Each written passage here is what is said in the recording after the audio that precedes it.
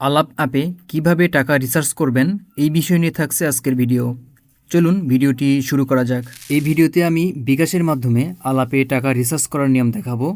তবে আপনি চাইলে নগদ থেকেও সেম নিয়মেই টাকা রিচার্জ করতে পারবেন। আলাপে টাকা রিচার্জ করার জন্য সর্বপ্রথম আলাপ অ্যাপটি ওপেন করতে হবে। আলাপ অ্যাপটি ওপেন করার পরে এখানে দেখুন 44 পয়সা ব্যালেন্স রয়েছে। রিচার্জ সম্পন্ন হওয়ার পরে পরবর্তী ব্যালেন্স আবারও আপনাদের সামনে দেখাবো। ওকে, আলাপ অ্যাপটি ওপেন করার পরে এই অপশানে ক্লিক করে দেন। এখানে ক্লিক করার পরে দেখুন অনেকগুলো অপশান রয়েছে। এই অপশানগুলোর মধ্যে রিচার্জ নামে যে অপশানটা দেখতে পাচ্ছেন এই অপশানের উপরে ক্লিক করে দেন। এখানে আপনি 3টি অপশানের মাধ্যমে রিচার্জ করতে পারবেন।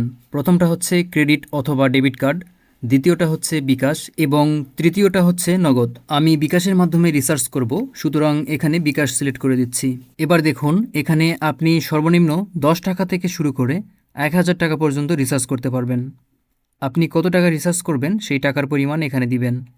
আমি সর্বনিম্ন 10 টাকা এখানে দিয়ে দিচ্ছি। টাকার পরিমাণ দেওয়ার পরে কন্টিনিউ অপশানে ক্লিক করে দেন। এখন আপনি চাইলে এই বিকাশ নাম্বারটি সেভ করে রাখতে পারেন, সেক্ষেত্রে এখানে টিক দিতে হবে, অথবা না চাইলে যেরকম আছে এরকমই রাখতে পারেন। এখন আবারও কন্টিনিউ অপশানে ক্লিক করে দেন। কন্টিনিউ অপশানে ক্লিক করার পরে আপনাদের সামনে এইরকম ইন্টারফেস শো করবে।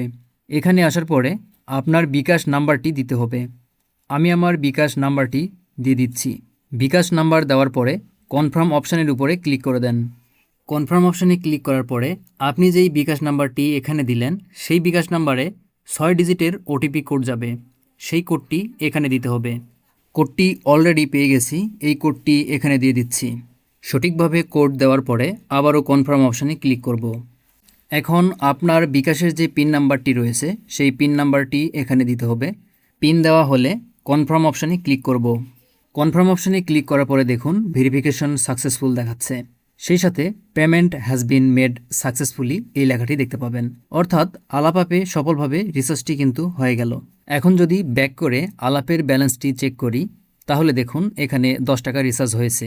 পূর্বে আমার এখানে 44 পয়সা ছিল, সেটা 10 টাকার সঙ্গে যোগ হয়ে 10 টাকা 44 পয়সা ব্যালেন্স হয়েছে। এই ছিল আজকের ভিডিও। ভিডিওটি ভালো লাগলে অবশ্যই ভিডিওতে লাইক দিন। সেই সাথে এই ধরনের গুরুত্বপূর্ণ ভিডিও মিস করতে না চাইলে এখনই চ্যানেলটি সাবস্ক্রাইব করুন। অলরেডি সাবস্ক্রাইব করলে অসংখ্য ধন্যবাদ।